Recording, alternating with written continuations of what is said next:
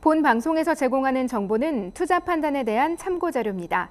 방송에서 제공하는 정보의 가치, 가격 상승 및 가격 하락에 대해서는 방송사에서 보장하지 않습니다.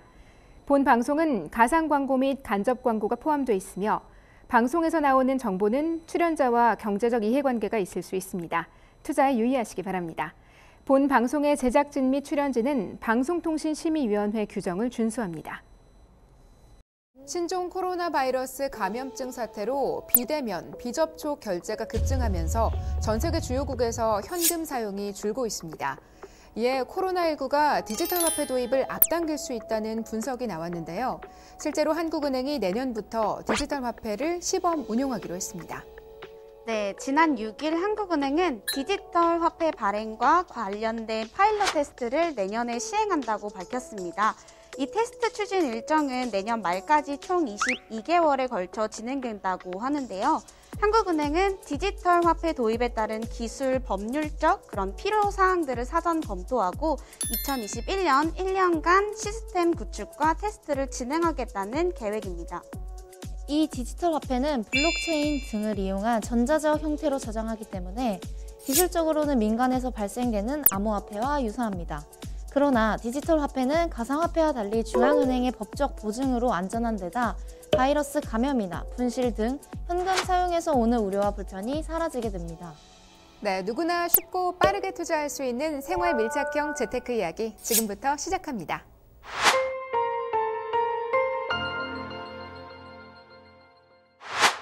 네, 실생활에 꼭 필요한 재테크 상식을 쉽고 재미있게 풀어드리는 재테크 꿀팁입니다. 안녕하세요. 진행의 강소라입니다. 오늘 제 옆에는 이지연 대리님, 배명진 대리님 나와주셨습니다. 안녕하세요. 안녕하세요. 오늘 의상이 봄 같아요. 잘 지내셨어요? 그럼요. 오늘도 역시 봄처럼 이렇게 따뜻한 햇살을 즐기기에 왔는데 저는 대리님과 우리 앵커님을 보니까 기분이 너무 좋아요. 오늘도 또 너무 알찬 거를 가져왔기 때문에 나는 오늘도 너무 행복해요.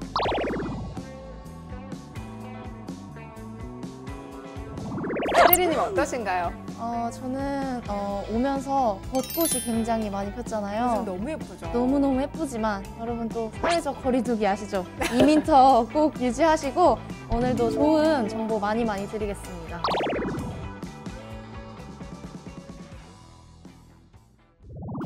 옆에서 앵커님이 막 얘기를 해주는데 내가 다 떨려.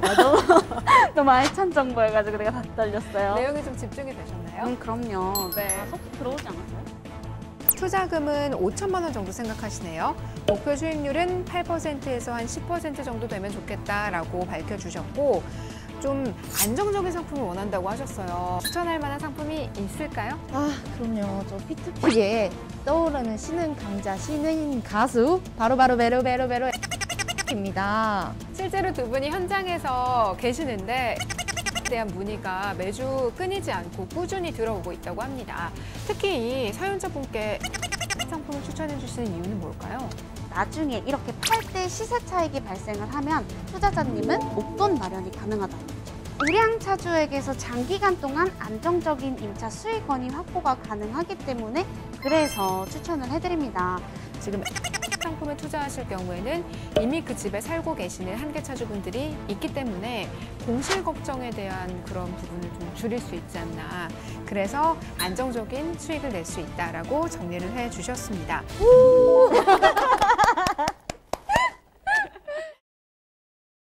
네, 먼저 한 주간 핀테크 뉴스 정리해드리도록 하겠습니다.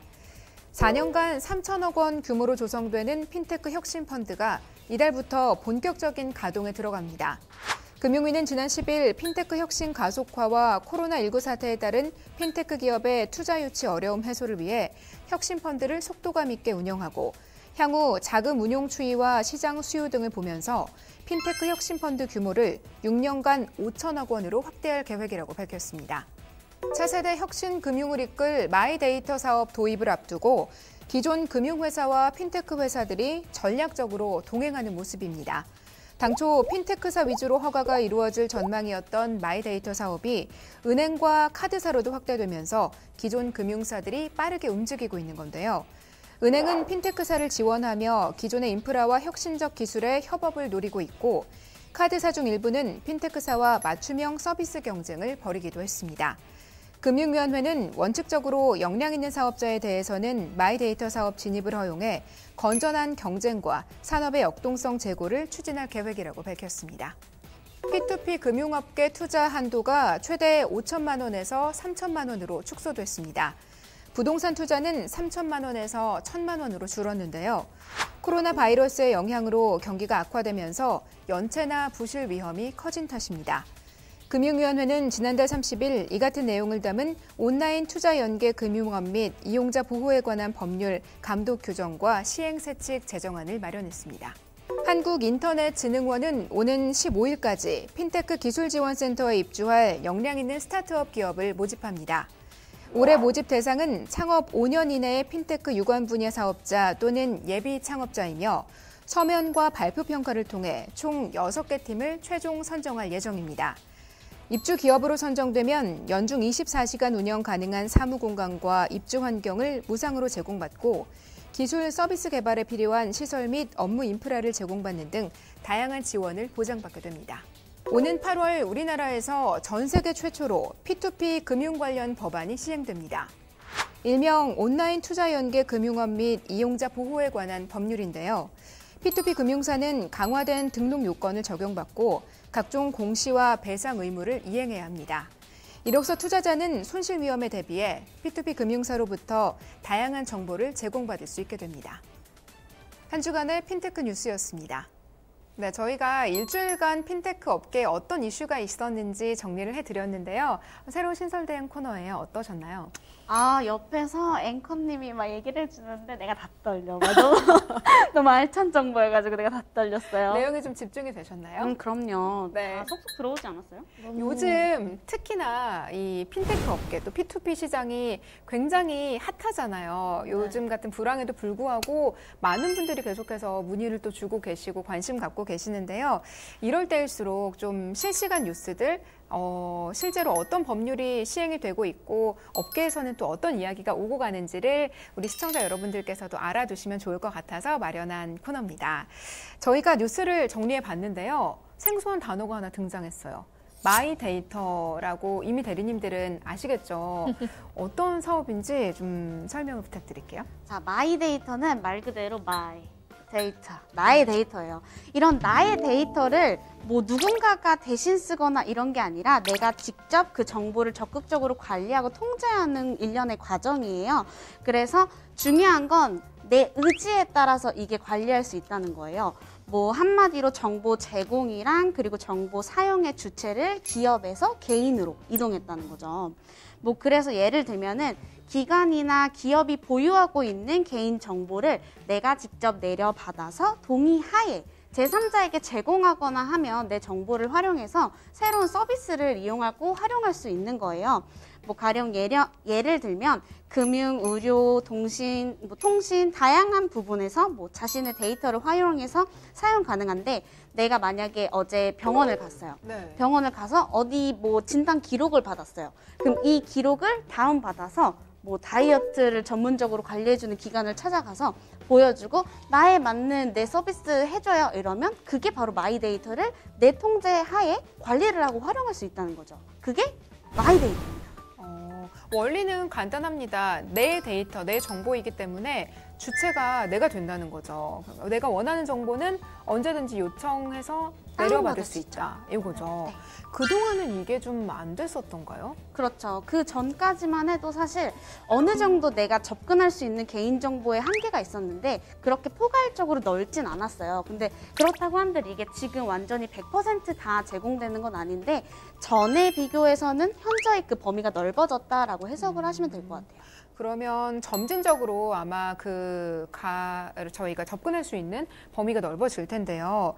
금융 분야에도 일단 마이데이터가 도입이 된다고 하니까 실제로 어떤 변화가 있을지가 궁금하거든요. 어떤가요? 네.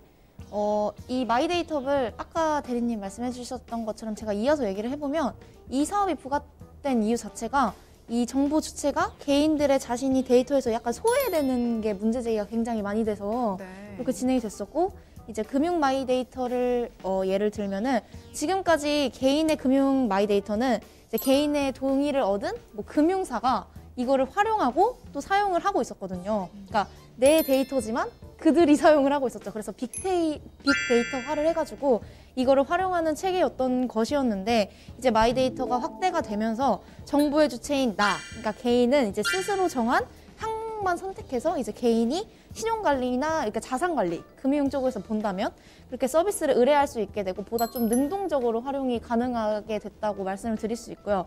그러니까 즉 말해서 현재 법 개정 전에는 좀 흩어져 있는 나의 데이터를 이 마이데이터 서비스를 통해서 흩어진 정보를 한눈에 확인을 하고 그리고 이거를 이제 통합 분석이 가능해지게 됐다는 점. 이거를 금융 데이터 상에서 보시면 마이데이터를 이렇게 말씀드릴 수 있을 것 같아요. 그러니까 흩어져 있는 정보를 모음으로써 조금 더 효율적인 그런 상품에 가입을 할 수도 있고 네. 내가 원하는 서비스를 받아볼 수 있다라고 이해를 하시면 될 것 같습니다. 새로운 산업이 시작되는 것인 만큼 규제도 당연히 있겠죠. 규제는 현재 자본금 요건 등은 이제 좀 최소화해서 다양한 업체들이 이 마이데이터의 진입을 유도하기 위해서 등록을 해주는 대신에 약간 허가제, 등록보다 허가가 약간 조금 더 가벼운 느낌이잖아요. 그래서 네. 허가제를 도입을 했는데 허가제를 보시면 첫 번째는 이제 핀테크 산업의 생태계를 조성하는가, 뭐 두 번째 뭐 금융상품 판매와 자문과의 이해 상충은 하지 않는지, 뭐 세 번째 과도한 정보 집중 가능성 등을 이제 종합 고려해서 허가를 할 계획이라고 밝혀져 있습니다. 당연히 규제가 있는 거는 또 당연한 것 같고요. 마이데이터가 지금 국내에서도 혹시 활용된 예시가 있을까요? 그렇죠. 국내에서는 쉽게 여러분들이 알고 계신 거는 뭐 뱅크샐러드나 토스 같은 경우. 그래서 뱅크샐러드가 내 금융 데이터가 이렇게 흩어져 있는 걸 하나로 앱을 통해서 다 확인을 할 수 있는 거예요. 네, 저도 해봤어요. 어떠셨어요? 좀 신기했어요. 이게 뭐 버튼 하나로 나에 대한 정보가 싹 모이는 것도 맞아요, 신기하고 이거를 알고 있으니까 지금 나한테 필요한 게 뭔 것 같다라는 바로 쏙쏙 들어오죠, 그런 게. 판단이 조금 더 쉽더라고요. 자문을 구하기도 쉽고 이렇게 생각하니까 마이데이터가 이해가 되는. 저는 사실 정보 그거 모아봤자 뭐가 그렇게 좋을까라는 생각이 사실 있었거든요. 네. 좋네요. 그렇죠. 그렇게 막 한 번에 다 보이니까 내가 이런 것들을 가지고 있었구나. 그럼 나한테 맞는 그런 상품과 서비스가 뭐가 있을까? 이러고 바로바로 추천을 받으니까 마이데이터가 뭐 뱅크샐러드, 토스 이런 거를 통해서 저희에게 모르겠지만 되게 가볍게 막 다가와 있는 거거든요. 이미 들어와 있네요. 네, 맞아요. 실제로 20, 30대에서 굉장히 많이 사용하고 있는 그런 플랫폼이잖아요. 사용하시나요? 저는 그럼요. 저도 되게 많이 사용해요. 토스 같은 경우에는 이제 대한민국 3명 중에 1명이 사용한다고 하더라고요. 그래서 엄청 그만큼 많군요. 많이 맞아요. 사용을 하고 있습니다. 이렇게 마이데이터가 국내에서도 이미 활용이 되고 있고 금융업계에서도 이미 또 많이 사용하고 계시는데 네. 특히 젊은 층 위주로 먼저 접근을 하고 계신 것 같아요. 이 마이데이터가 P2P 업계에는 어떤 영향을 미치는 걸까요? P2P 업계에는 아무래도 이제 대출을 받고자 하는 사람, 그러니까 개인이겠죠? 안개차주라든지 이제 예비 창업자 등이 신용부 정보를 약간 좀 신속하게 파악이 가능한 거예요. 그래서 현재 진행하고 있는 이제 서류 확인 단계부터 이제 업무가 확실하게 줄어들 것으로 예상이 됩니다. 그래서 결과적으로 이제 투자자들에게 빠르고 신속하게 다양한 상품을 제공할 수 있고요. 전체적인 P2P 프로세스의 간소화로 인해서 P2P의 발전을 조금 기대해 볼 수 있지 않나라는 판단을 내려볼 수 있을 것 같습니다. 전체적인 흐름이 역시 금융업계 또 P2P 업계에서도 시간과 비용을 좀 절감하는 방향으로 가지 않나 하는 생각이 들고요. 그 절감된 효과는 고스란히 우리 개인 또 소비자에게 돌아가는 그런 긍정적인 효과가 있을 것이라고 생각이 됩니다. 마이데이터에 대해서 알아봤고요. 이렇게 진짜 경제 공부하는 느낌이 드네요. 어디 가서 이제 아는 척할 수 있을 것 같아요. 마이데이터다 이러면서. 네, 그리고 정말 아는 만큼 보이는 게 경제나 금융 분야에서도 마찬가지인 게 마이데이터 사업 이거에 대해서 제가 미리 좀 공부를 하고 돌아다니다 보니까 네. 이런 기사, 단어들이 심심치 않게 들리더라고요. 맞아요. 요즘 아주 핫한 경제 용어니까요. 여러분들도 한번 눈여겨보시면 아마 정보를 구하시는 데도 도움이 많이 될 것 같습니다. 또 하나 아주 뜨거운 이슈가 있죠. 저희가 그동안 프로그램에서도 몇 번 언급을 했었는데요. 오는 8월 시행이 되잖아요. P2P 네. 관련 법안이 전 세계 최초로 시행이 되고 우리 대리님 두 분께서도 아주 기다리고 계시는 그런 법안인데요. 어떤 내용인지 저희가 한번 이쯤에서 정리를 해보면 좋을 것 같습니다. 어떤가요? 네, 제가 약간 대두되는 거 3가지 정도만 짚어드릴게요. 첫 번째로 기존 금융업 수준의 건정성과 신뢰성을 갖춘 경우에만 P2P 업체 등록이 가능합니다. 그래서 P2P 업체나 금융감독원 같이 등록 업체를 조회할 수 있는 서비스를 운영하고요. 이용자들이 미등록 업체를 통한 거래에 유의하도록 그렇게 권고하고 있습니다. 두 번째로 이용자들이 P2P 플랫폼 선택을 하거나 혹은 투자 상품에 대해서 도움이 될 수 있도록 정보를 공시하고 상품 정보에 대한 제공 사항 등을 구체적으로 세분화했습니다. 예를 들어서 부동산 PF 같은 경우에는 시행사, 시공사 정보 그리고 담보물의 가치를 관한 증빙 자료를 세세하게 올려놔야 합니다. 그 다음으로는 P2P 금융업계의 투자 범위의 하향 조정이 되었습니다. 그 밖에도 P2P 제정안을 확인해 보신다면 투자에 많은 도움이 될 것 같다고 생각이 드네요. 좀 소비자를 보호하는 데 중점이 됐다라는 생각이 들거든요. 또 눈에 띄는 것이 P2P 개인 투자자 투자 범위를 제한한다는 감독 규정이 있는데요. 네. 이 부분은 또 어떻게 나오게 된 건지 궁금하거든요. 네, 맞습니다. 이제 코로나19로 인해서 이제 시장 경제가 위축되고 그래서 P2P 투자 전체 한도를 5천만 원에서 3천만 원으로 내렸고요. PF, 부동산 대출 같은 경우에는 3천만 원에서 1천만 원으로 한도를 제한을 했고요. P2P 연체율이 이게 증가에 대해서 정부의 처방으로 볼 수 있는데요. 이러한 투자 규정이 또 시장에 어떤 요인을 끼칠지는 좀 지켜봐야 할 것 같습니다. 네, 경제 흐름에 대해서도 이렇게 빠르게 영향을 주고받는 분야이지 않을까 싶습니다. 이번 투자 제한이 개인 투자자에 한해서 이루어진다라고 말씀을 하셨는데 P2P 투자는 어떻게 이렇게 투자자를 구분하는 건지도 궁금하거든요.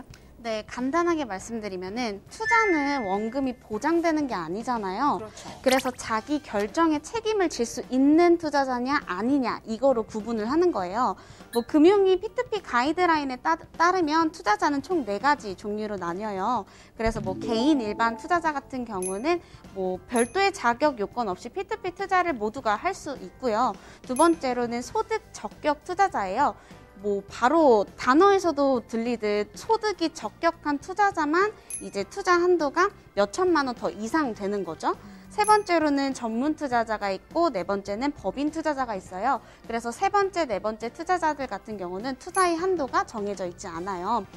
바로 들리다시피 개인 일반 투자자는 내가 누군가의 그런 악마의 혹은 유혹의 속삭임을 들어가지고 몇 억을 넣을 수 있잖아요. 그러면 어떻게 책임질 거야?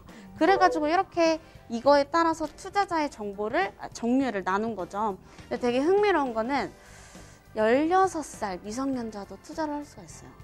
그런가요? 그 이유는 왜냐하면 만 14살부터 통장을 개설할 수 있기 때문에 미성년자들도 투자를 할 수가 있어요. 근데 다만 부모님들의 동의서가 필요해요. 그거는 당연한 얘기인 것 같아요. 맞습니다.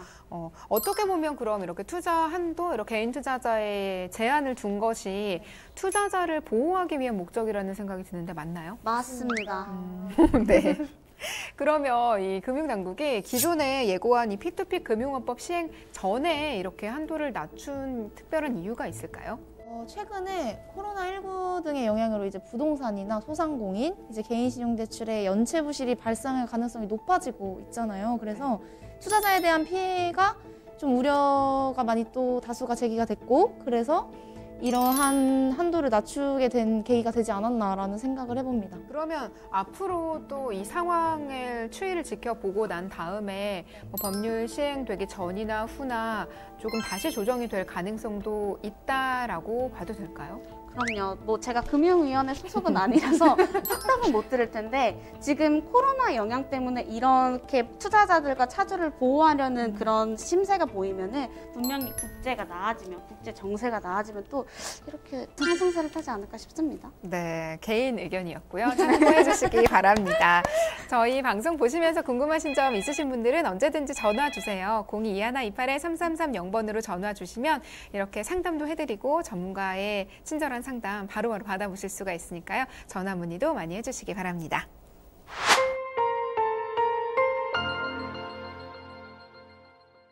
네, 그와 그녀의 투자 습관을 파헤쳐보고 고민까지 말끔히 해결해드리는 시간이죠. 투자의 참견입니다. 저희 앞으로 굉장히 많은 사연 오고 있는 거 알고 계세요? 그럼요. 남녀노소 할 것 없이 좀 젊은 층부터 또 부모님들까지 굉장히 많은 사연이 오고 있는데요. 오늘은 또 어떤 고민을 주셨는지 바로 사연을 확인해 보도록 하겠습니다. 안녕하세요. 재테크에 관심이 많지만 재테크의 재자도 모르는 초보 투자자 강남맘입니다. 카페를 운영하면서 남는 시간으로 좀 돈을 불릴 궁리를 하는데 그게 쉽지가 않네요. 저에게는 공무원 남편과 금지옥역 같은 딸이 하나 있습니다. 현재는 자녀 교육 때문에 강남으로 이사 와서 전세로 아파트에 거주하는 중입니다. 저희도 지금 테헤란로를 하루에도 12번 넘게 걷고 있잖아요. 사무실이 그쪽이시죠? 네네. 그래서 강남 8학군이면 입시에는 진짜 학군을 무시 못한다는 이제 강남 스웨그가 있습니다. 저의 자랑이자 최대 관심사는 딸인데요. 제 딸은 어릴 때부터 작곡의 재능을 보이는 것 같아서 현재 작곡 관련 학원을 다니고 있습니다. 어릴 때부터 피아노며 화성학이며 관심을 보이면서 배우는 습득력 또한 남달랐어요. 저를 닮아서 그런지 뭐든지 좀 잘 해내더라고요. 따님을 얼마나 아끼시는지 여기 합정동까지 느껴져요. 느껴져요? 느껴져요. 네, 원하는 건 뭐든지 다 해주고 싶은 마음과 다르게 날이 갈수록 높아만 가는 교육비는 늘 부담이었습니다. 그러던 중에 남편이 회식 후에 회사 동료들과 같이 카페에 왔어요. 형수 오랜만이야. 요즘 장사 수완은 어때? 손님이 많은 것 같은데. 왜 이리 표정이 어두워? 무슨 일 있어? 일은 무슨 일? 뭐 돈 문제지. 알다시피 우리 소라가 음악하잖아. 음대에 진학하려고 하는데 이것저것 드는 돈이 너무 많아. 카페 일도 매출이 일정한 게 아니고 안 될 때도 너무 많단 말이야. 임대료, 인건비 뭐 여러 가지 따지면 남는 게 없어. 근데 그나마 뭐 남편 월급으로 간신히 버티고 있긴 한데 이것도 뭐 전세 대출이고 생활비고 기타 소비 지출 제외하면 한숨 나와. 진짜 곧 전세 계약도 끝나는데 주인이 전세금을 또 얼마나 올릴지 감도 안 오고 잠도 안 오고 아무것도 안 와. 그래서 시간이 날 때마다 돈 벌 궁리만 하고 있다니까 나. 소라가 벌써 그렇게 컸구먼. 하긴 요즘 입시 교육비가 장난이 아니지. 나도 우리 아들 두교 중학교 올라갔잖아. 교육비 문제 때문에 고민 많이 했는데 그래도 요즘 재미 본 재테크가 있어서 다행이야. 형한테는 전에도 말하긴 했는데 얘기 안 했어? 뭔데? 얘기나 들어보자. 빨리 말해봐. 나의 이 풍채에서 돈 스멜이 안 느껴졌나 봐. P2P라고 요즘 떠오르는 투자 상품이야. 종류도 다양해서 투자하는 맛도 나고 그래. 에이, P2P 그거 좀 위험한 거 아니야? 난 그런 투자가 살짝 무섭긴 한데. 예전에 뭣도 모르고 주변에서 권했던 주식에 투자했다가 3천만 원 가까이 손해본 경험이 있어. 난 그래서 투자가 좀 겁이 난단 말이지. 겁먹지 마, 이 사람아. 주식이랑은 다르지. 나도 그렇게 변동폭이 크고 위험한 투자는 권하지 않아. 적금보다는 이율이 좋고 주식보다는 안전한 투자가 바로 P2P라고 하던데 나도 투자로 목돈 좀 얻었고. 목돈이라는 소리에 귀가 쫑긋했어요. 재테크를 해야겠다는 생각만 막연하게 하고 있었던 터라 더욱더 끌렸습니다. 적금보다는 이율이 좋고 주식보다는 안전한 투자라고 한 점도 마음에 들었고요. P2P 관련해서 찾아보던 중에 이 방송을 보게 됐습니다. 구구절절 제 얘기가 길어졌네요. 현재 한 2억 정도 자금을 모아뒀고요. 이 중에 5천만 원 정도만 먼저 투자할 계획입니다. P2P 관련해서 조금 알아보니까 수익이 뭐 14% 이상 나오기도 하던데 정말인가요? 그 정도가 아니더라도 좀 안전한 투자 상품을 원합니다. 희망사항으로는 한 8% 또 10% 정도까지 수익률이 나온다면 이것저것 고려했을 때 참 좋을 것 같아요. 그런 P2P 상품이 정말 있을까요? 라고 사연을 보내주셨습니다. 네, 첫 번째 사연 확인해 봤습니다. 작곡에 재능이 있는 딸을 키우고 계신 강남맘님의 사연이었는데요. 저희 엄마인 줄 알았어요. 네. 그리고 회사 동료는 혹시 득교 대표님 성대모사가 아닌가 하는 생각이 들더라고요. 약간 들켜버렸네요. 맞나요? 네. 저희가 좀 더 정확한 재테크 진단을 해드리기 위해서는 의뢰인의 프로필을 한번 정리를 해보도록 하겠습니다. 45살 카페를 운영하고 계시는 강남맘 어머니시고요. 투자금은 5천만 원 정도 생각하시네요. 목표 수익률은 8%에서 한 10% 정도 되면 좋겠다라고 밝혀주셨고 좀 안정적인 상품을 원한다고 하셨어요. 아무래도 모험을 하기에는 힘드니까 가정을 이끌고 계시고 또 자녀의 교육비 명목으로 투자를 하는 거기 때문에 좀 안정적이었으면 좋겠다라는 점을 강조해 주셨는데요. 작곡 이런 거 혹시 배워보셨어요? 네, 작곡을 잠깐 건드렸었는데 이게 요즘에 저 때는요. 또 라떼는 말이야. 약 10년 전 시세도 약간 대학 시간 강사는 시간당 10만 원에서 15만 원 정도 선이었고요. 시간당이면 꽤 네, 비싸네. 네. 수능 직후 2개월 정도는 막 특강 목적으로 두세 배 이렇게 받고도 그러더라고요. 그래서 저도 작곡 한때 싱어송라이터로 꿈꿨다가 그 장재인님을 보고 꿈꿨었다가 제가 이제 작곡의 이 가격이 너무 높아가지고 마음이 이제 곱게 접었던 그런 슬픈 사연이 있습니다. 작곡이라는 분야는 조금 주변에서 배우는 사람이 많지 않아서 생소했는데 실제로 경험을 하셨으니까 돈이 많이 들는군요. 지금 이 강남맘님께서는 강남에서 아파트 전세로 거주하고 계시잖아요.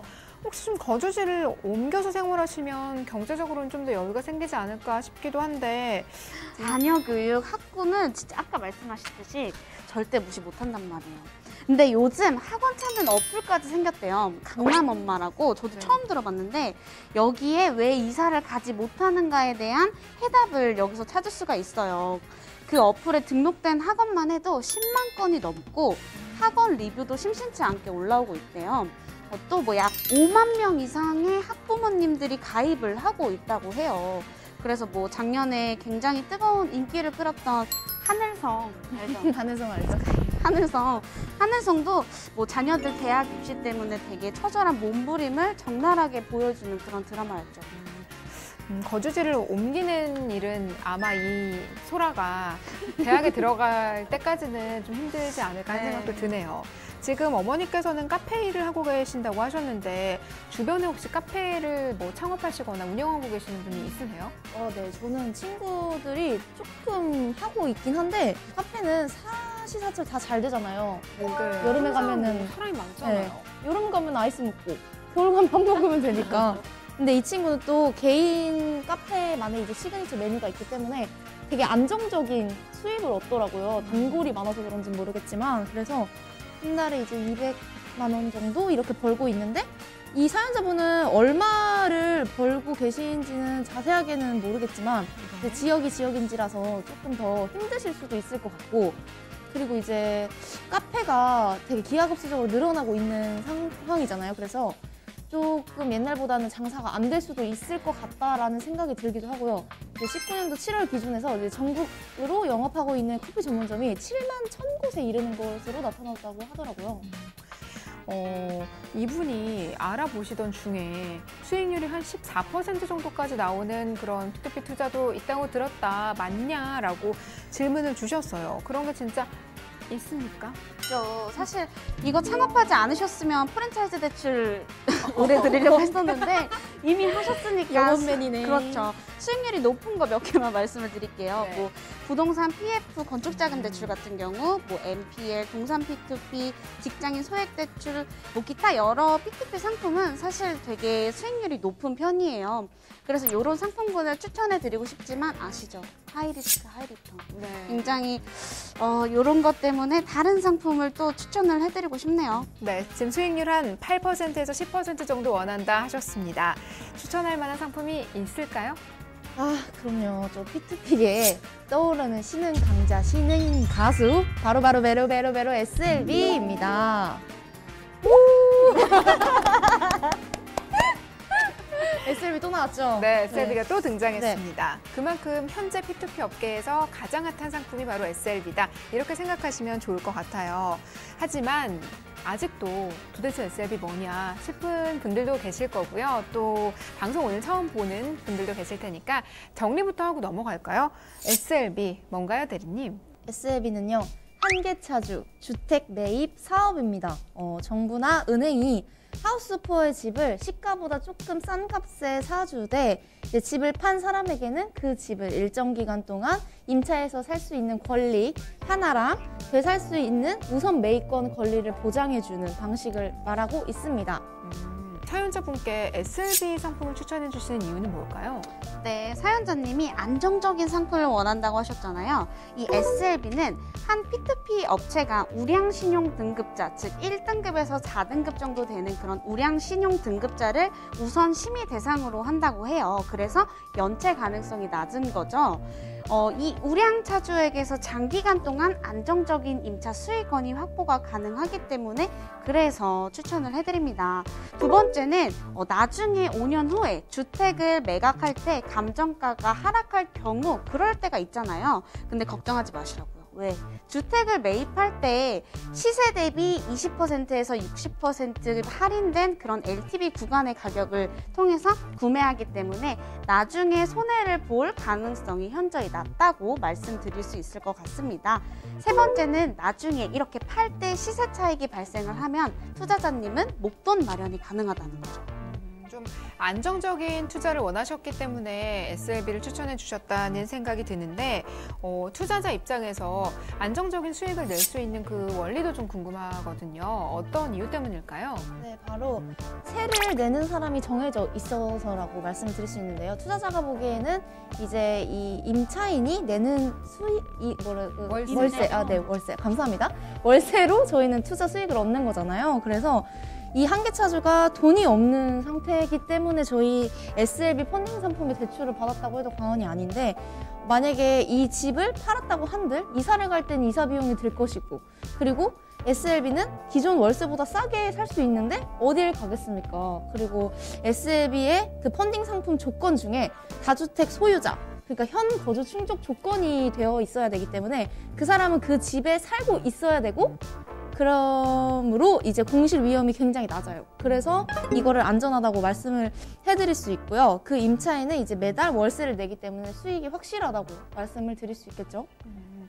이제 그러면 SLB가 어떻게 진행이 되는지 그 과정에 대해서도 저희가 한번 자세히 알아볼게요. 부탁드릴게요, 대리님. 네, 질문에 답변 드릴게요. SLB 투자 상품 구조에 대해서 찾아온 시간입니다. 자, 첫 번째, 투자예요. 투자자 여러분들에게서 저희가 상품을 런칭을 하면 그 투자 상품을 보고 투자자 여러분들이 투자를 하시겠죠? 그럼 저희는 그 투자금을 가지고 신탁사에게 대금을 지급을 합니다. 왜 대금을 지급을 하냐? 그 투자금을 가지고 저희가 SLB 주택 상품을 사와야 되기 때문이에요. 그렇게 신탁사가 대금을 지급받아서 주택, 상계, 그리고 채권 어떻게 되냐? 금융사에게 대금을 지급을 해요. 왜 금융사에게 대금을 지급하냐? 차주가 그 해당 주택을 받기 위해서 주택담보대출을 받았었잖아요. 그래서 그 주택에 대한 채권을 회수하기 위해서 대금을 지급하고 그거에 대한 채권을 매각합니다. 채권이 매각된과 동시에 차주는 가지고 있던 채무가 청산되면서 주택을 매각, 5번과 4번을 동시에 상계 처리된다고 이해하시면 돼요. 그렇게 됐을 때 차액을 지급하게 됩니다. 신탁사가 차주한테서. 여기서 차액은 무슨 차액이냐? 자, 차주가 과거의 시점에 이만큼이 되는 주택을 매입을 했어요. 근데 나중에 팔 때 이만큼에 판 거예요. 그러면 이 사이에 차익이 발생할 거 아니에요? 그래서 이 차익에 대해서 신탁사가 차주에게 그거를 다시 환급을 해줘요. 그러면 차익을 지급하면 7번째로 신탁사는 매매주택을 임대할 수 있게끔 그 주택을 건네줘요. 그러면 차주는 주거가 안정이 되겠죠? 그 동시에 보증금과 월세를 차주가 신탁사에게 납부를 하게 되는데 아까 지급했던 이 차익은 보증금이 돼요. 그래서 월세를 납부하게 됐을 때 만약에 차주가 월세가 밀린다 하게 되면 여기서 안전장치가 들어가는 거예요. 월세가 밀리면 저희는 그 보증금에서 월세를 까게 되겠죠? 그럼 투자자들이 그 받는 수익에 대해서는 문제가 없다라고 생각을 하시면 될 것 같아요. 그 다음 번째로 월세를 납부하게 되면 임대 수익금이 누구한테 갈까요? 저희한테 옵니다. 그리고 나중에 5년이 지났을 때는 무슨 일이 발생을 하냐? 주택을 매각을 합니다. 너네 이제 거기서 5년 동안 살았고 거기서 이제 능력이 되면 다시 그거 사서 잘 사세요 하는 입장에서 주택을 매각합니다. 그래서 나중에 차주는 주택을 매각할 때 생기는 또다시 차익에 대해서 지급을 하고 이 시세 차익이 결국 투자자에게 돌아가는 수익금이겠죠? 네, 그러면 이 순간만을 기다리셨을 거예요. 아마 사연자 분께서도. 구체적으로 5천만 원을 투자했을 때 도대체 어느 정도 수익금을 가져가 볼 수 있을지 저희가 한번 정리를 해보도록 하겠습니다. 네, SLB 예상 상환 스케줄 한번 살펴볼게요. 만약에 모집하고자 하는 그 SLB 해당 펀드가 4억 원짜리다. 그리고 투자금은 5천만 원이고 예상 수익률은 8%의 기간은 12개월이다 라고 가정을 했을 때 해당 상품은 만기 일시 상환이고요. 자, 5천만 원을 수입을 했어요. 5천만 원을 투자를 했어요. 그래서 12개월 동안 발생할 수 있는 세전 이자 수익을 보면 총 400만 원 가량의 이자 수익이 발생합니다. 세금을 제외한 나머지 세후 이자 수익을 봤을 때는 290만 원 가량이 돼요. 아까 말씀드렸다시피 만기 일시 상환으로 원금은 만기 때 상환이 됩니다. 그래서 총 12개월 후에 발생하는 이자 총 최종 지급금은 5,290만 원 정도 투자자님께서 수익을 얻을 수 있을 것 같습니다. 자, 5년 투자했을 때 바로 들어가 볼게요. 5년 투자했을 때는 5천만 원을 매년 똑같은 금액으로 넣었다가 뺐다가 하셔도 되고 그대로 투자 원금을 유치하고 계셔도 돼요. 그렇게 했을 때 매년 똑같이 발생하겠죠. 왜냐하면 예상 수익률은 8%니까. 하지만 각 SLB 상품마다 그때그때마다 상황은 다르니 이거는 자세한 정보는 전문가에게 문의를 전화를 하시면 될 것 같습니다. 근데 예상 상환 스케줄을 보면 매년 290만 원 정도의 이자 수익이 발생해서 약 1,450만 원 정도 수익을 얻으실 수 있으세요. 그런데 우리가 말했죠. 원금은 한 번만 넣고 계속 보관을 하는 거라고. 그렇게 됐을 때 원금과 이자 수익 그리고 세후 이자 수익을 더했을 때는 총 6,450만 원 가량의 수익을 얻으실 수 있겠죠?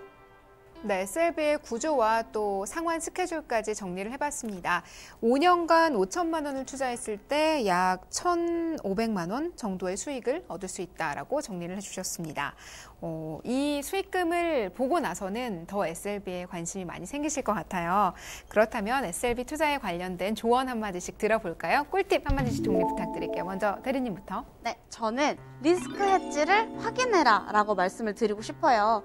아까도 말씀드렸다시피 임차인이 월세를 매달 내게 되면 그거는 베스트. 네. 하지만 만약에 상황이 늘 존재하잖아요. 그런 상황이 있을 때 아까 말씀드렸다시피 그 차액에서 월세를 계속 차감해 갈 수 있잖아요. 이렇게 각각 상황에 대해서 리스크가 발생을 할 수가 있는데 이 리스크 방안을 어떻게 해지해 가냐 하는 그런 방안들을 뭐가 구성이 되어 있는지 P2P 업체를 통해서 꼭 그런 부분들을 확인을 해주셔야 될 것 같습니다.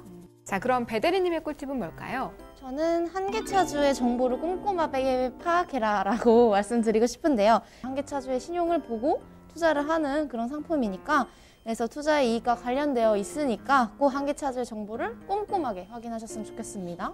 네, 여러분 SLB 투자하실 때는 한계차주에 대한 정보, 특히 한계차주의 신용에 대한 정보가 중요한데요. P2P 업체 통해서 이 부분 반드시 요청하실 수 있고 또 알아보실 수 있으니까요. SLB 관심 있으신 분들은 이 부분도 꼭 함께 체크를 해주시길 당부드립니다. 저희가 방송에서 제공하는 정보는 투자 판단에 대한 참고 자료입니다. 최종적인 선택은 투자자 본인의 책임과 판단 하에 이루어진다는 점 꼭 명심하시고요. 저희 정보 잘 활용하셔서 좀 꼼꼼한 투자, 성공적인 투자 하시길 바랍니다. 방송에서 저희가 좋은 정보 많이 드리고 있는데 또 요즘 이 문의가 많다면서요. 네. 오프라인에서 들을 수 있는 기회가 있다죠? 아, 그럼요.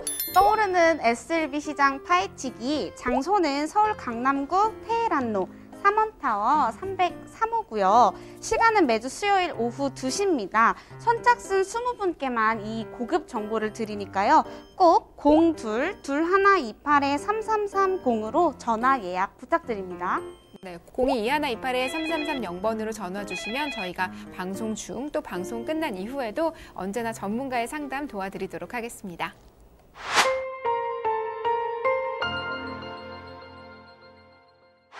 자, 이제는 두 번째 사연을 만나볼 차례인데요. 어떤 고민 때문에 저희에게 사연을 보내주셨는지 지금 바로 확인해 보도록 하겠습니다. 안녕하세요. 저는 경기도 시흥에 거주하고 있는 27살, 3년차 공인중개사입니다. 공인중개사.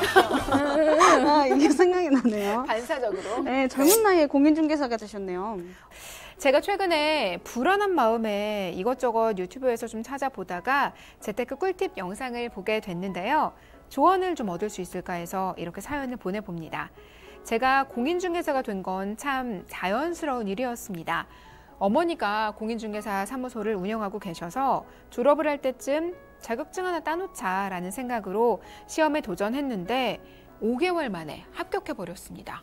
처음 봐요, 저 진짜. 제 친구도 진짜 빠르네요. 네, 제 친구도 했었는데 5개월이면 진짜 완전 그거예요. 리스펙. 뭐야. 저도 사실 공부를 좀 했었거든요. 오, 진짜요? 네. 대박. 그 광고를 보고 이끌려서 굉장히 어렵더라고요, 이게. 네, 아직 도전 중입니다. 네. 다행히 어렸을 때부터 봐온 게 있어서 연봉 3,500만 원 정도로 지금 연수입을 내고 있습니다. 문제는 요즘 부동산 시장 분위기가 점점 더 안 좋아지고 있고요. 앞으로 이 일을 계속할 수 있을지 좀 불안해서 계속 답답한 하루를 보내고 있다는 건데요. 친구들은 취업이다, 결혼이다, 자기 인생을 살아가는데 제가 잘할 수 있는 일이 무엇일지 고민하는 나날을 보내고 있습니다. 그러다 최근에 중학교 때부터 알고 지낸 친구랑 대화를 하는데 걱정 때문에 숨이 턱턱 막히더라고요. 마, 네가 친구여서 그런지 부동산 관련된 게 유튜브 알고리즘으로 뜨면 보게 되는데 장기 불황이다, 부동산 거품 꺼진다 뭐다 말이 많더라고. 그래서 너 생각이 나더라고. 잘 지내? 야, 너 잘 지내냐, 너도? 못 지내는 거 같아. 그러니까 못 지내는 것 같아. 아, 뭐 여튼 나는 잘 지내다가도 아니야. 나는 손님들이 집 보러 왔다가도 상담만 하고 가는 일이 늘었단 말이야. 그래서 계약까지 잘 안 이뤄져. 근데 아무래도 시장이 불안하니까 좀 섣불리 투자하는 게 어렵다는 건 나도 알기는 하는데 다시 한번 물어볼게. 너 어떻게 잘 지내? 그럼 우리도 불황 때문에 소비자들이 돈을 안 쓰니까 불안해하고 있지. 물건도 떨이로 막 팔고. 니네는 어떻노? 야, 안 그래도 코로나 때문에 부동산 거래가 뚝 끊기니까 고충이 진짜 이만저만이 아니야. 어머니도 통화해보니까 오랫동안 운영해 오시면서 한 번도 그런 적이 없다고 하셨거든? 근데 당분간 문 닫는데 어떻게 나 이제 용돈 더 드려야 되잖아. 근데 뭐 어쨌든 나도 당장 이번 달은 어떻게 버텨본다고 해도 나도 진짜 고민이다. 친구랑 이야기를 하고 나서 더 답답해진 마음에 이것저것 찾아보다가 노란톡에서 유명한 부동산 방에 들어가서 눈팅을 좀 했는데요. NPL, 부실 채권에 대한 얘기들이 참 많이 나오더라고요. 관심이 가서 정보를 찾아보니까 정부의 고강도 규제로 부동산 투자 장벽이 높아진 시기에 떠오르는 투자같이 느껴졌습니다. 부동산 방에서 NPL이 불황에도 통하는 부동산 투자다라고 하면서 이런 좀 혼란한 시기에 안전한 투자라는 말도 많이들 하더라고요. 직감적으로 이걸 해야겠다라는 생각이 들었습니다. 그런데 NPL이라고 방향 설정은 했는데 어떤 루트를 통해서 어떻게 투자를 해야 할지 막막합니다. 투자금은 3천만 원 정도 생각하고 있고요. 처음 해보는 투자니까 수익률은 10% 정도면 괜찮을 것 같아요. 재테크 꿀팁에서 도와주실 수 있나요? NPL 투자로 방향 설정을 한 저의 인생의 첫걸음에 큰 도움이 될 것 같습니다. 조언 부탁드립니다. 라고 사연을 보내주셨습니다. 네, 투자에 참견 두 번째는 젊은 분의 사연이었어요. 27살 공인중개사 여자분의 사연인데요. 친구가 좀 특이한 친구를 사귀신 것 같더라고요. 네, 저도요. 말투가 생각이 들었어요.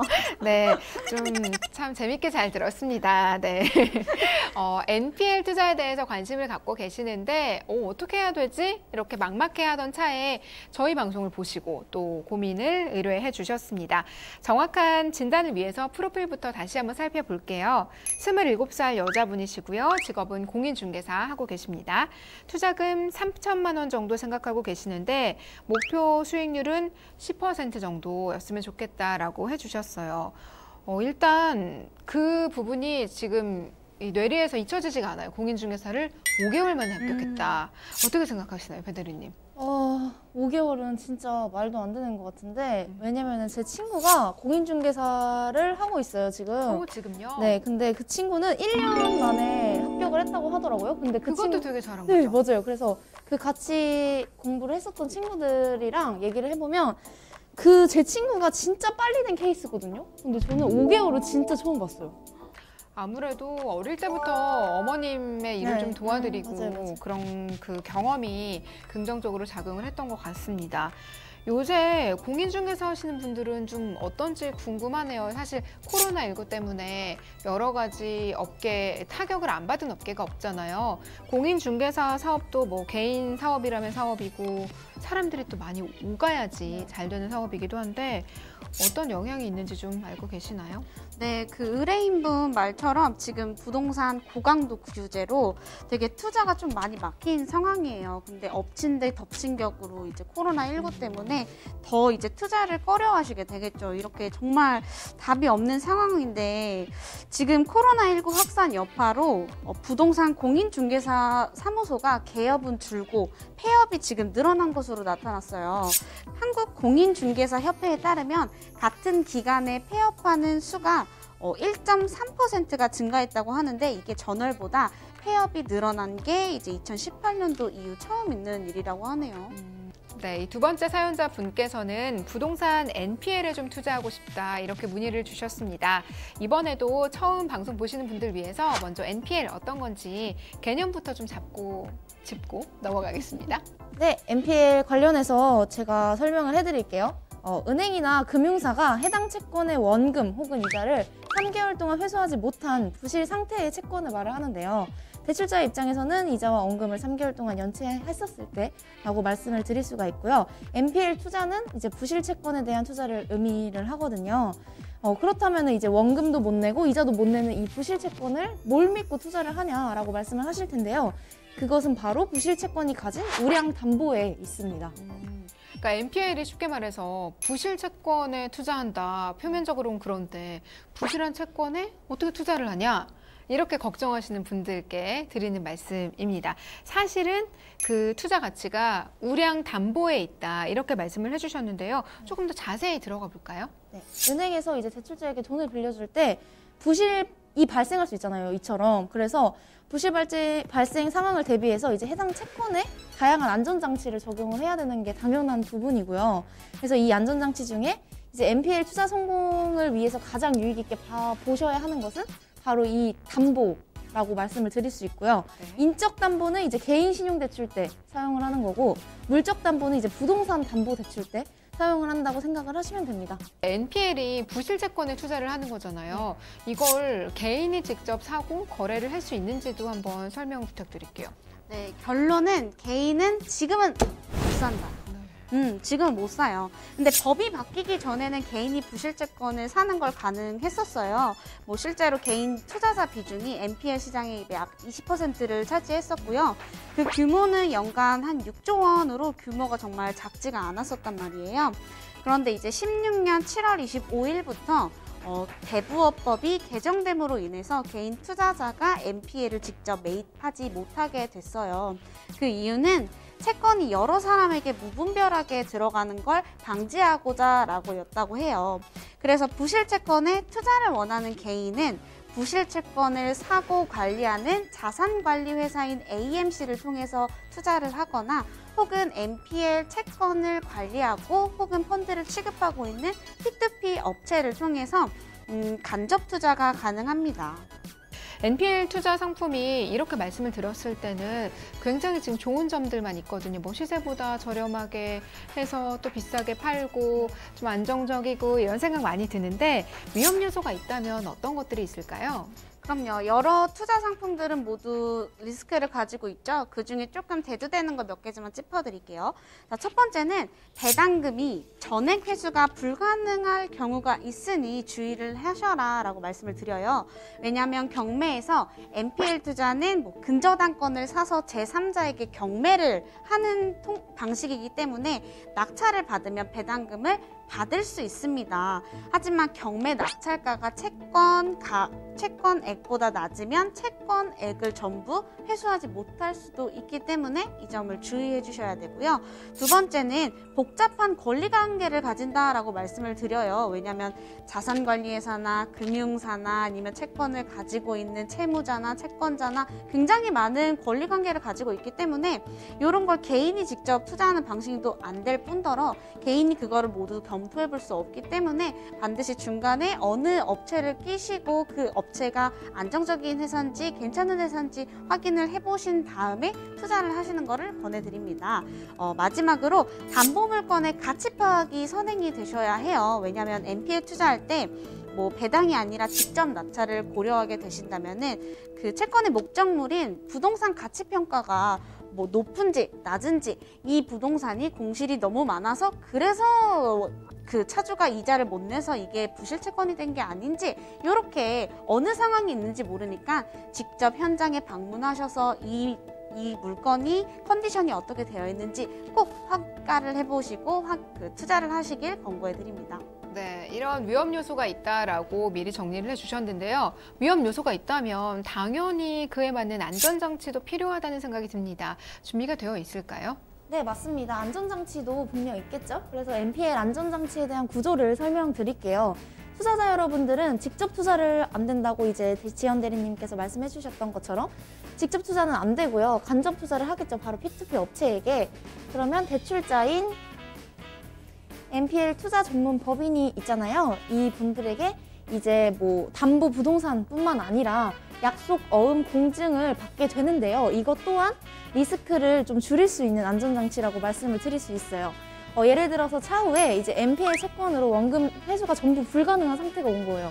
그럴 때 우리는 공증을 받았잖아요. 이거를 통해서 조금 전부 회수가 어려울 때는 이제 미리 공증을 받아둔 약속이 있기 때문에 NPL 전문 법인의 일반 재산을 조금 신속한 압류를 할 수 있고요. 그리고 경매 진행을 통해서 이제 P2P 투자자들에게 돈을 다시 돌려줄 수 있는 보호 시스템이 될 수 있다고 말씀을 드릴 수 있고요. 이것뿐만 아니라 NPL 투자법인은 이제 담보부 NPL 채권에다가 근저당권을 취득을 했잖아요. 근데 거기다가 저희가 질권 설정을 한 번 더 들어가는 거예요. 질권은 그때 말씀드렸던 것처럼 NPL 투자법인이 담보부 NPL 채권을 아까 말씀드렸던 근저당을 가지고 있지만 이거에 대한 것도 어느 하나의 이 자산이 되기 때문에 이것도 이제 질권을 설정을 해서 이것도 안전장치 하나의 구조로 판단을 하실 수 있을 거라고 합니다. 네. 네, 약속 어음 공증, 또 근저당권, 질권 이렇게 여러 가지 안전 장치가 있다라고 정리를 해주셨습니다. 자, 그럼 이제 또 중요한 부분 남았죠. 저희가 사연자분께서 3천만 원으로 NPL 투자한다 하셨는데 네. 어느 정도 수익금 받아보실 수 있는지 좀 정리 부탁드릴게요. 모집 금액은 4억 원으로 측정이 되어 있고요. 투자자분께서는 3천만 원을 투자를 하신다고 하셨습니다. NPL은 아무래도 10% 다 이상으로 측정이 되어 있어서 굉장히 높은 수익률을 가지고 있거든요. 그래서 15%로 지금 예상 수익률을 잡았고 기간은 12개월, 1년짜리입니다. 만기일시 상한으로 저희가 측정을 하게 되었는데요. 상한일이 이제 1월 달부터 12월 달까지 쭉 들어가면은 투자 원금은 만기일시이기 때문에 3천만 원 마지막에 들어오겠죠. 그리고 투자 수익은 일수마다 다 다르게 측정이 돼서 총 합쳐서 450만 원으로 측정이 됩니다. 세금을 뺀 나머지 이제 최종 지급금을 확인을 해보시면은 마지막에 들어온 3천만 원을 뺀 나머지 수익은 326만 2,500원으로 예상 스케줄을 확인해 보실 수 있습니다. 네, 3천만 원으로 1년 정도 투자했을 때 한 326만 원 정도의 수익금을 가져가실 수 있다. 이렇게 정리해 드렸습니다. NPL 투자 방향 설정하셨다고 하셨는데 좀 도움이 많이 되셨기를 바랍니다. 사연자분 말고도 요즘 NPL에 대한 문의와 관심이 많잖아요. 네. 그런 분들을 위해서 NPL 투자에 관련된 꿀팁 한마디씩 전해드릴까요? 먼저 이 대리님부터. 네, 저는 부동산 가치평가를 선행해라 라고 말씀드리고 싶어요. 그래서 물론 부동산의 가치를 평가하는 방법은 여러 가지가 있겠죠. 그중에 좀 핵심적으로 말씀을 드리고 싶은 거는 첫 번째는 등기부 등본을 확인하라고 말씀을 드리고 싶어요. 그래서 등기부 등본을 습관처럼 하셔야지 선순위 채권이 어떻게 되어 있는지 후순위 채권이 어떻게 되어 있는지 내가 들어가면 몇 순인지 이런 거를 확인하시면은 이게 가치가 얼마나 되지를 확인하실 수 있으실 것 같아요. 두 번째는 저희는 아까 말씀드렸다시피 현장을 직접 방문해서 그 부동산 가치가 어떻게 형성되어 있는지 꼭 선행하시기 부탁드립니다. 네, 부동산 가치 평가가 중요하다라고 강조해 주셨습니다. NPL이 우량 담보에 투자한다라는 개념으로 이해를 하셔야 되다 보니까 특히나 부동산에 대한 가치 평가 중요하다라고 강조를 해주셨습니다. 자, 배 대리님의 꿀팁은 뭔가요? 제가 말씀드리고 싶은 거는 리스크 안전장치에 대해서 꼼꼼하게 확인을 해라인데요. 모든 P2P 상품이 그렇다시피 저희가 원금이 보장이 안 되는 상품이기 때문에 무조건 안전장치가 무엇이 있는지 확인을 꼭 해주셔야 돼요. 그래서 아까 말씀드린 것처럼 뭐 근저당권부 질권 설정이라든지 뭐 약속어금 준공이라든지 이런 거에 대해서 용어가 어렵다고 그냥 피하기만 하시지 마시고 어떤 상품을 어떻게 리스크를 이렇게 해주는지 그거를 꼭 확인하셨으면 좋겠습니다. 네, 안전장치를 꼼꼼하게 확인하라, 돌다리도 두들겨 봐라 이렇게 정리를 해주셨습니다. 저희가 방송에서 제공하는 정보는 투자 판단에 대한 참고 자료입니다. 최종적인 선택은 투자자 본인의 책임과 판단 하에 진행이 돼야 된다는 점 꼭 염두해 주시고요. 저희와 함께 좀 현명한 투자 해 나가시기를 바랍니다. 또 방송 보시다가 궁금하신 점 있으신 분들은 022128-3330번으로 전화 주시면 방송 중 또 방송이 끝난 이후에도 언제나 친절한 상담 도와드리도록 하겠습니다. 자, 저희가 이번 시간에도 역시나 SLB와 NPL에 대해서 함께 살펴봤는데요. 두 분이 쉽고 재미있게 설명을 해주시는 덕분에 저희도 점점 SLB 그리고 NPL 투자에 가깝게 가고 있다는 느낌이 듭니다. 오늘도 좋은 말씀 전해주신 이지연 대리님, 배명진 대리님 너무 감사하고요. 오늘 너무 감사하고요. 여기까지 함께 하도록 하겠습니다. 오늘 말씀 감사합니다. 감사합니다.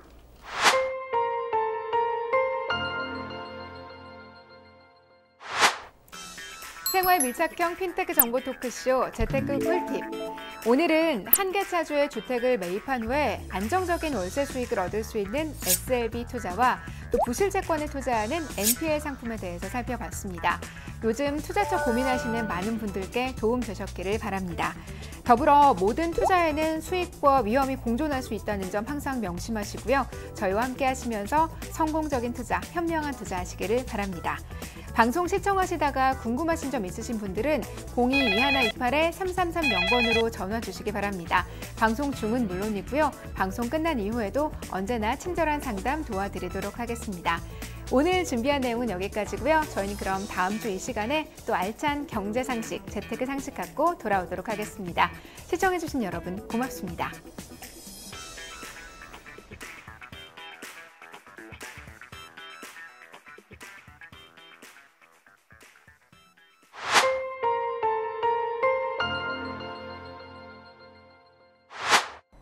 본 방송에서 제공하는 정보는 투자 판단에 대한 참고 자료입니다.